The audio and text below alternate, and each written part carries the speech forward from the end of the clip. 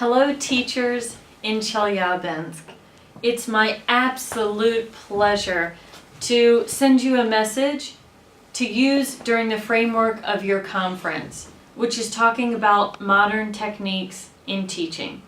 My name is Chrissy Heyden, and I am the Public Affairs Officer for the U.S. Consulate in Ekaterinburg. As many of you may know, before I became a diplomat, I was actually a teacher, and that included teaching English as a second language. So I appreciate what you do, and I feel very lucky to have a chance to talk to you today. I want to share with you a few of the modern techniques and trends that have become very popular in the United States, especially in terms of teaching foreign languages. First, I want to talk about teaching in general. One of the newest trends in the United States is flipping the teaching model. What do I mean by that? There's a really famous academy known as the Khan Academy, and this academy only exists online.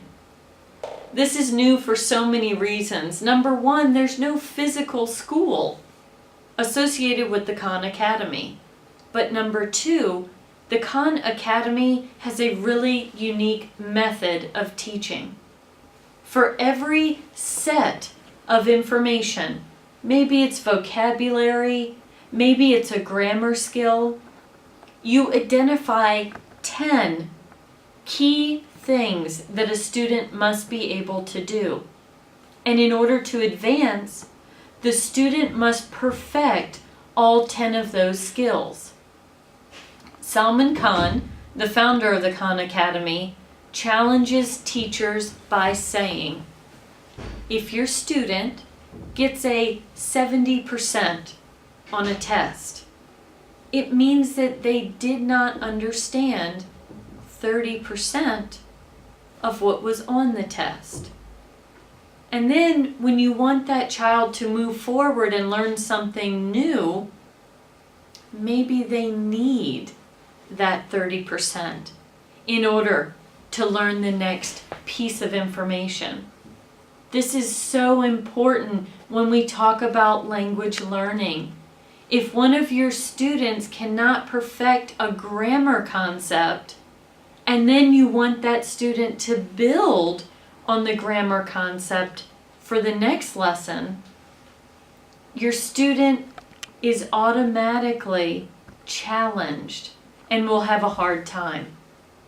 So this is one new trend in learning in the US, the idea of an internet school, and second, the idea that every student must perfect a set of information before we move forward.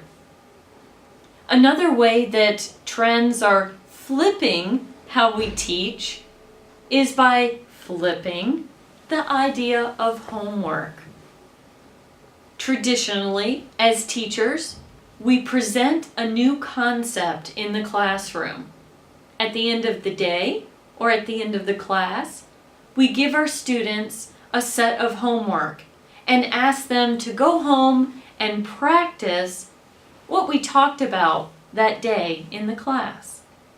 Well, there are a number of schools in the U.S. that are using a different model.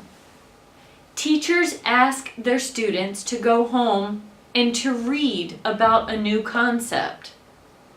The children then come into the class and they spend their class time doing homework, the practice that we normally ask kids to do at home.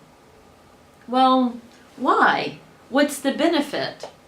Research shows that if a child is at home trying to practice a new concept and they don't understand, they will stop learning and they will lose what you told them in class. However, if we flip it, if a child is practicing a new concept in the classroom with the teacher and their classmates available to help them understand, Their understanding is higher, it's greater, and it's deeper. They're more likely to remember what they've practiced with your help in the classroom than something that they practiced at home. So I challenge you to think about this in your classroom. Try it once a week. Ask your children to read about something new at home and then practice it with them. Do the homework in the classroom and test to see how your students react. The most important trend that we see in the U.S., the last thing that I want to talk about today, is multiple learning. This trend became very popular a few years ago, and it continues to be an important focus and an important skill and concept for American teachers. Again, this is especially important for foreign language teachers. The multiple learning concept says every student has their own method of learning. For me, for example, I know that I learn best when I write something. I am a visual or a written learner. But there are different types of learners, and in your classroom, I guarantee you have all of these different types. They include the visual or the written learner, like me, who want to write things. You also have oral learners, students who learn best when they hear something. You then also have your kinesthetic learners. Kinesthetic is a fancy way to say some kids learn by doing and by being active. So, think about this. When you teach in your lesson, which learners do you include? I love to use videos in the classroom for my visual learners. I also love to write words on the board, again, for my visual learners. For my oral learners, I love using music. At the same time, watching a video can reach both of those people, listening and seeing. The last thing that I love to use in my classroom are games. I've demonstrated for several teachers in this region one of my favorite games, which is to put a picture on the blackboard and include the word below it. Let's say we're learning sports. Put a picture of a tennis player with the word tennis in English below it. Do this for several different sports and put those pictures and words on your board.